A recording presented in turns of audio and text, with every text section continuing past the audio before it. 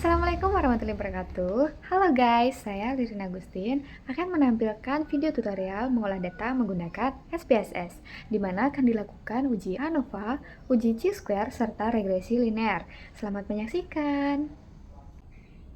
Baik, di sini saya sudah memiliki datanya, maka langsung masuk ke variabel view, lalu masukkan nama variabelnya secara singkat tanpa menggunakan spasi.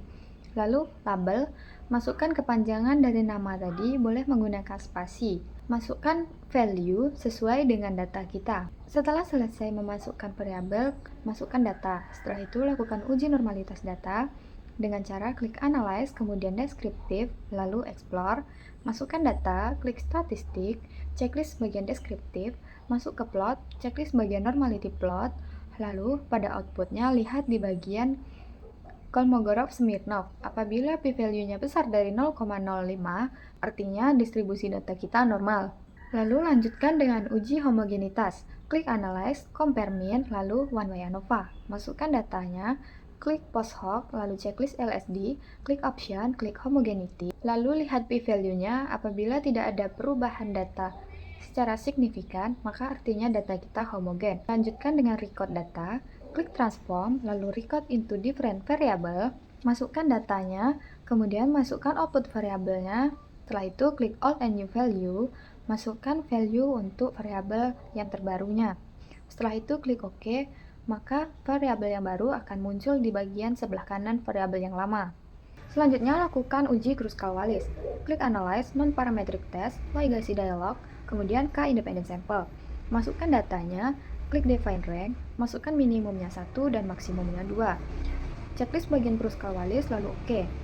Lihat p-value-nya. Jika kecil dari alpha, artinya ada perbedaan yang signifikan pada data, sehingga perlu dilakukan uji Mann-Whitney. Selanjutnya uji Mann-Whitney, klik Analyze, kemudian Non-Parametric Test, Legacy Dialog, kemudian To Independent Sample. Masukkan datanya, kemudian klik Define Group. Bagian grup 1 isi dengan angka 1 dan grup 2 adalah angka 3. Lalu checklist bagian Mann-Whitney. Pada outputnya, lihat bagian p-value atau asymptotic. Jika besar dari alpha, tidak ada perbedaan data. Apabila kecil dari alpha, artinya ada perbedaan yang signifikan pada data tersebut. Selanjutnya adalah uji chi-square. Masukkan variabel dan data seperti langkah sebelumnya.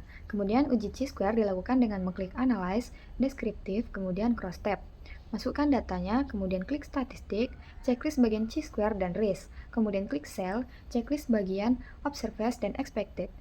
Lalu klik OK, lihat di bagian valid, apabila validnya 100%, artinya data diterima. Kemudian, lihat di bagian chi-square, bagian Person chi-square.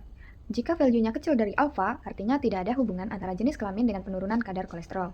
Selanjutnya yaitu penentuan IC50 menggunakan regresi linear. Langkah yang pertama yaitu membuat variabel seperti dengan yang tadi, kemudian memasukkan data. Setelah itu, klik Analyze, kemudian Compute Variable. Pada bagian Target Variable, isikan PI, kemudian klik Table dan Label, kemudian labelnya isi dengan persen efisiensi. Kemudian, untuk numeric expression-nya, masukkan 0,810 sebagai angka tertinggi, dikurang dengan masukkan absorbansi. Setelah itu dibagi dengan 0,810, lalu dikali dengan 100. Selanjutnya, klik Analyze, Regression, dan Linear. Masukkan datanya, kemudian klik Plot, checklist bagian Normal Probability. Kemudian akan muncul outputnya. Lihat pada bagian Model Summary, pada bagian X-square, semakin mendekati angka 1, maka nilainya semakin baik. Kemudian, untuk membuat persamaan regresi, yaitu Y sama dengan BX tambah A, nilai A didapat dari sum of square pada bagian regression, dan nilai B didapat dari residual. Maka untuk mencari IC50, tinggal dihitung menggunakan persamaan tersebut. Sekian video dari saya, thank you for watching.